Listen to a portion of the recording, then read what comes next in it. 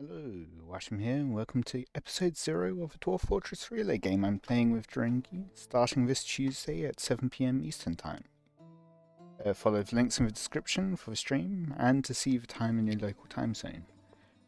We're going to be playing a relay game where we take turns running the fortress for a year, and so, every spring, the fortress will be under new management. In addition, after each year in the fortress, we will be giving each other a series of challenges that the other will need to complete before the year is up. Feel free to give us suggestions in the comments or in chat. Today, I'll be generating the world and choosing the fortress location, and I'll give some of those edicts at the end. I've got 3 planned, and I may end up selecting one from the comments as well. Without any further ado, let's create the world for Draringi. I am going to keep it on these settings. Fine, so let's create the world.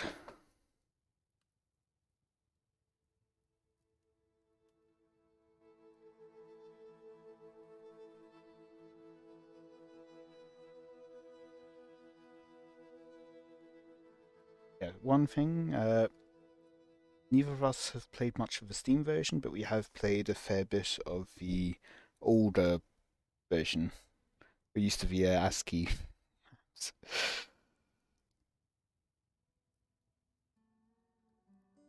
Whatever there have been some changes since the Steam version has come out.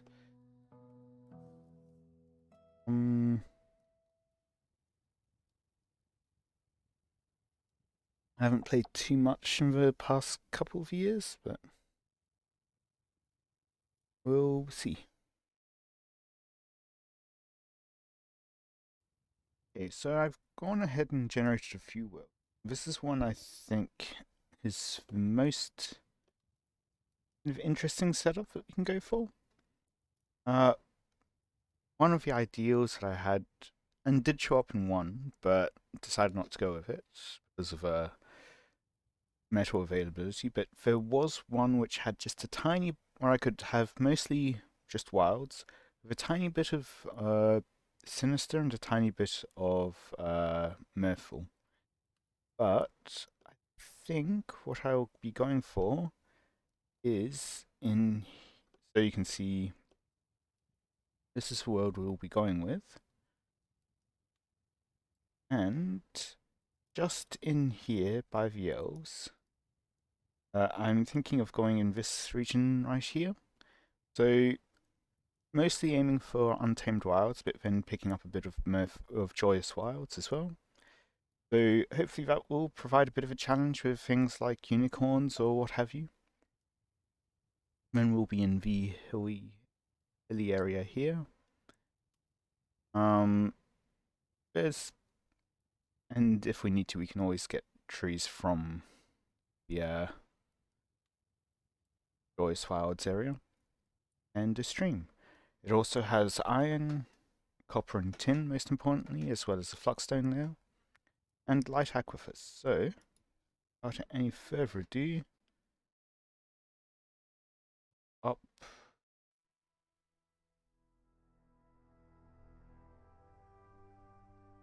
Now, how exactly to... Maybe that? Yep. So this is an area of light aquifer. Water might need to be pumped out or carried away. Selected a savage area. Wildlife might be very dangerous here. I think that's where I'll be going, even if there are some... like it's not close to any goblins or anything like that, and mostly just close to elves, but it is only, I think, a day, maybe 2 away from humans, and some other things as well. Ooh, did I select which dwarven civilization? I'm not sure I did. But I'll just have a quick look through the settings here, and I'll be right back. Right, so I've gone through and selected everything for the arc. So for our dwarves, we've got 2 miners. Basically, I've just given them proficient miners and then some random skills. For planter, we have on planting and brewing, well as cooking and herbalist and animal dissector. Diagnostician, mainly diagnostics, and novice for most of the other medical skills. I gave him something else, I'm pretty sure. Fisher Dwarf, I guess. Yeah, that's fine. For our trader, that's mostly been given, some persuader and negotiator skills, judge of intent and appraiser, and some novice organizer and record keeping. For our woodworker, they've got a variety. They've got woodcutting and carpentry, of course. Put them on novice fisher dwarf just so that they have something to do when they're not cutting or crafting, and some wood crafting as well. And then also novice axe dwarf. I think I'll take them off of novice fisher dwarf and just give them a bit more axe dwarf. Then finally our masonry, of course. Also giving them some weaponsmith and armorsmith just in case, and blacksmith. Stone cutting, stone carving, and engraver as well, and novice stone crafter. I think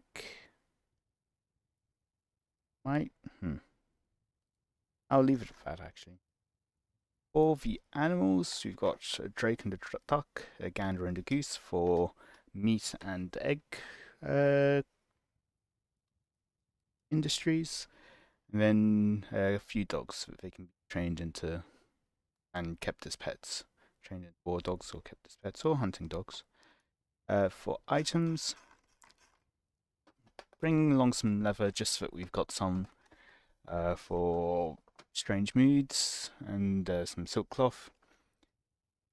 I tend to do my farms as 3x3 plots. I don't know how Draringi does them, but I typically go with this setup where I've got 18 plump helmets, then 9 of all the others, taking along an iron anvil, 1 iron battle axe for our woodcutter, and then also so that they can keep it as a weapon. Another copper battle axe just in case we need it, and a copper crossbow, so we've got a ranged option, and some copper vaults. I don't currently have anyone to use it, but who knows, maybe Draringi will want to set someone as a hunter when they get migrants. Also got 3 copper picks that 2 can be used with the current miners, and then if someone else comes along, 3rd miner.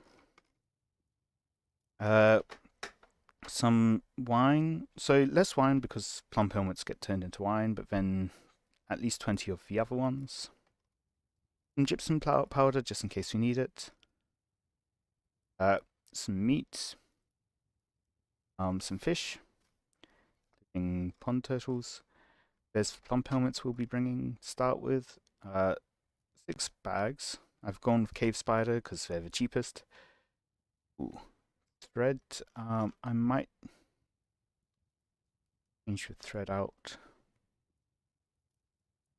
What do I want to actually spend the extra points on though? Cave spider silk ropes. 2 level water skins. I would save on some points if I switch out the thread, so 5 thread. And that leaves us with 30 points. So we can go ahead and get a couple for water skins. Don't need 3 quivers. I'll leave it at 3 quivers.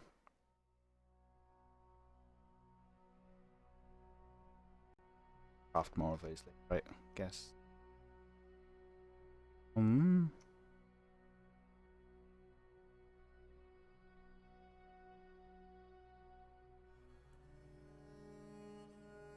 What else would we actually get with the extra points? Maybe some more bags actually. Bags are useful. So yeah, bags, silk thread, silk ropes, 3 water skins, 3 quivers, some sand, again in case of strange moods, and we need glass. It can be a bit hard to obtain sand or glass otherwise. Some coke, just so that we've got some to get started with and don't need to set up wood burning to then get charcoal, then also that to get coal in the case that we have coal. If we don't have coal, well, I guess we can use the coke just to get started. Some lye to be able to create some soap in the future. Some buckets, partially because there's the light aqueduct that might be needed. 3 splints, which is common. 2 crutches, because I removed 1. 2 wheelbarrows and step ladders. I think we start off with default is just 1 of each, so increase that up to 2. You can also just create more later. And 3 nice nest boxes, since we have the goose and ducks. For fortress name, it's Tower Ashes. Group name, it's the Towers of Strength. Lots of towers here. And group symbol is a mountain.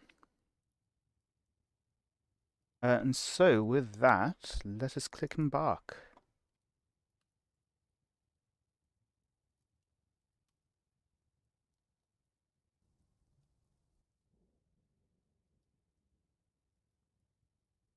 Here we go. Huh.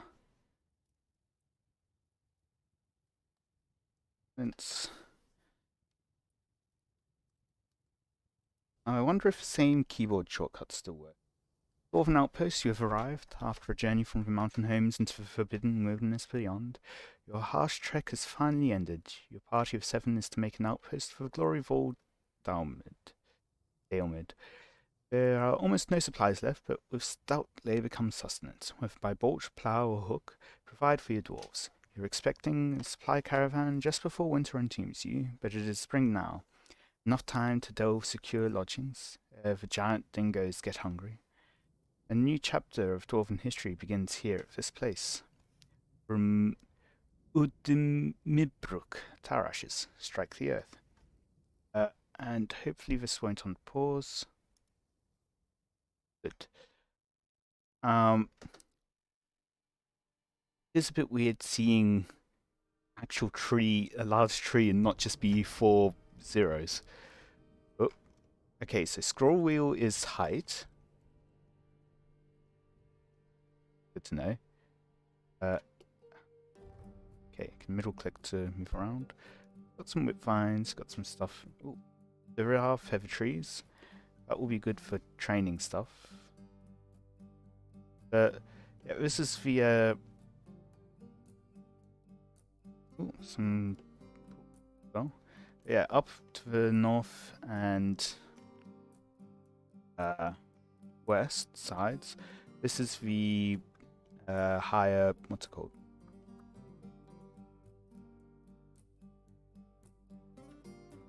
The good land. Forgotten exactly what type it is.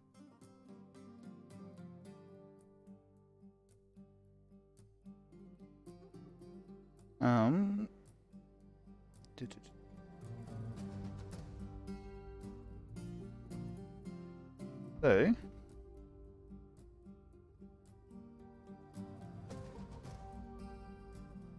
alerts. Haven't looked at the label menu yet. M for digging orders are yes, and not D for designate. But yeah, in any case, we're starting off on the more wilderness side, the neutral area, wherever the dwarves are. Honeybees.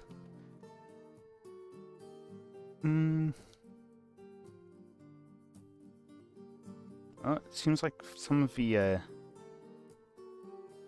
good stuff is on this side of the river as well. Interesting. I'm not sure if a river will freeze over in winter, but that's something to see.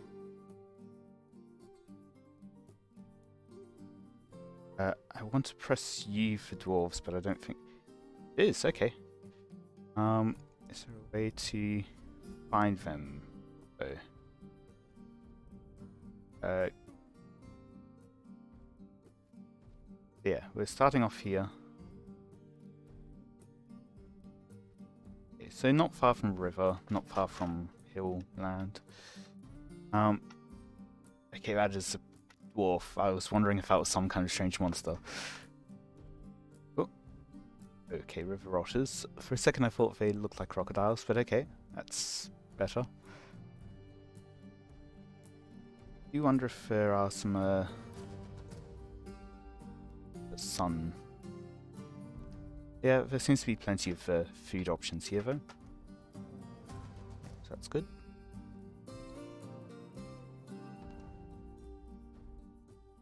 Mm-hmm.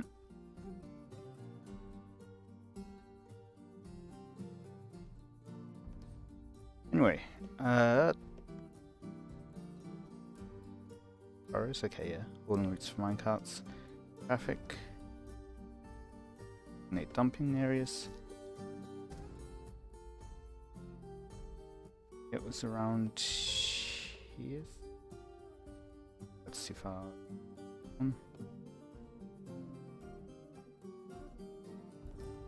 do I manage to instantly lose it? Oh, and it tells you how happy your dwarves are. Interesting. Nice overview. Edit recenter hotkey locations. Interesting.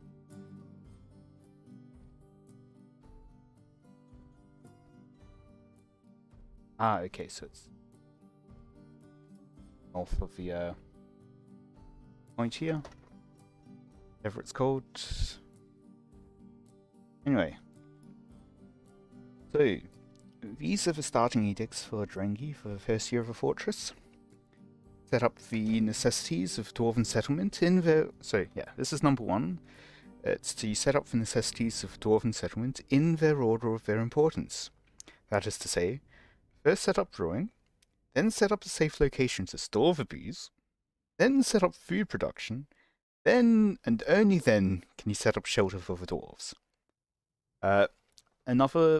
The next edict is to create a tavern with a decent quality dining room and a dance floor. And finally, to create a stockpile of at least 60 drinks. So, new drinks as opposed to what we've started off with. So I guess, yeah, let's make that a stockpile of at least 50 dwarven wine.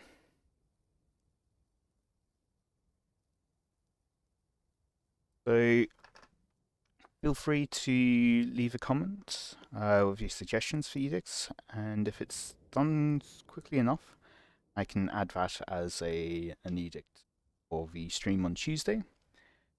I hope you've all enjoyed. Until next time, see ya.